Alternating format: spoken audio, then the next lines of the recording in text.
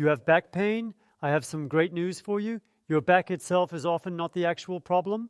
And in this video, we're going to show you 3 hidden everyday habits that can actually lead to back pain. And that's why make sure to stay tuned until the very end, because the third mistake is the one that has the most significant impact on causing your back to hurt. And if you stop doing that, well, you might not have back pain at all anymore. Did you know that 80 to 90% of back pain, which is the top pain-related illness, is actually non-specific? Non-specific means you can't find a reason why it happens. We'll explain that to you further with these tips. I have some incredibly good news for you. Most instances of back pain don't actually have anything to do with the back itself. They develop in a completely different way. These are functional pains. What does that mean? We sit too much and don't compensate for it. That means the front keeps getting shorter. That means the back muscles have to pull against it. And that, explained briefly and concisely, is where the problem comes from. In the moment when you only sit and the muscles shorten more and more, and then you stand and walk, those shortenings pull you forward, and the back has to pull against them again. That's a pattern that keeps repeating itself in everyday life. And if you do this all day without balancing it out, it will almost inevitably lead to back pain. That's why mistake number 1, too much sitting, too much walking and standing without balancing it out. Yes, mistake number 2. What exactly is it? Well, it's really just a misunderstanding of where these pains, or more specifically, this back pain, actually originates from. I still remember exactly what I learned about how pain arises, or why pain arises in the first place. Because there's damage involved, like herniated discs and other similar problems too. Spondylolisthesis, facets, arthritis, there always had to be visible damage. But as Roland already pointed out at the beginning, 80 to 90% of all back pain cases didn't show any structural damage at all whatsoever.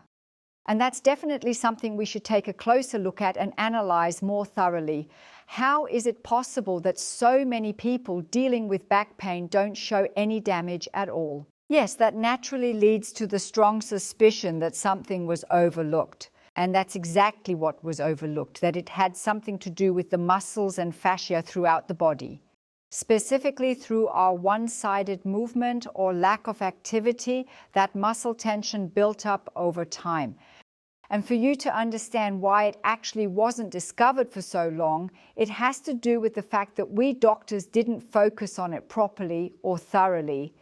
When someone comes in with persistent pain that doesn't go away, we immediately send them to a radiology institute and then request either an X-ray, an MRI, or a CT scan for a detailed evaluation. What's there? Naturally, you can't spot any tension or tightness in the muscles, and that's why it wasn't noticed. And that's why you now understand that mistake number 2 is a clear misunderstanding for the development of pain. And now we're directly at mistake number 3. That is the lack of stretching. And now it becomes very simple, and I think that's good news for you.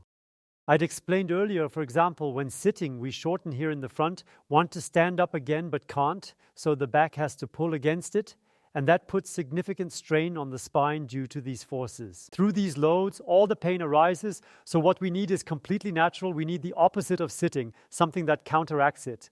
The opposite of sitting is overstretching, and when these kinds of balancing exercises are performed consistently on a regular basis, most back pain, which, as Petra explained, isn't even structurally traceable to begin with, because no herniated disc, no spinal stenosis, no slipped vertebra is found, they melt away like ice in the sun in the vast majority of cases.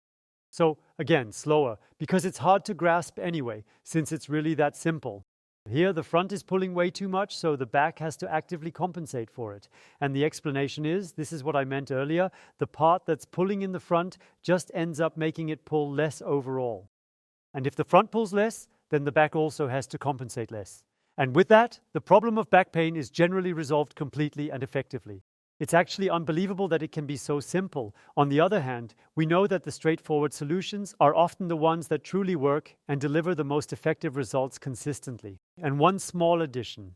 In our stretching routines, it's not just stretches involved, but we also incorporate tension exercises. That means we strengthen the back, we strengthen the muscles at the front, and we strengthen the muscles at the back. It's really important for you to understand the difference because when we strengthen during stretching, the muscles stay flexible, don't have to tighten up, and won't become stiff or rigid over time at all. That's why it often goes wrong during strength training if you do conventional strength training on machines with weights. It can lead to the back pain getting better. But just as often, it can happen that practically the same tensions responsible for causing the back pain issues are pushed even further up, and then the users move from the frying pan into the fire. Do you have back pain, and has there been anything that has truly helped you out? Then write it down below in the comments, please. And most importantly, please share this video with anyone who is struggling with back pain. And since almost everyone has back pain to some extent, you can actually share it with everyone you know. They'll surely thank you.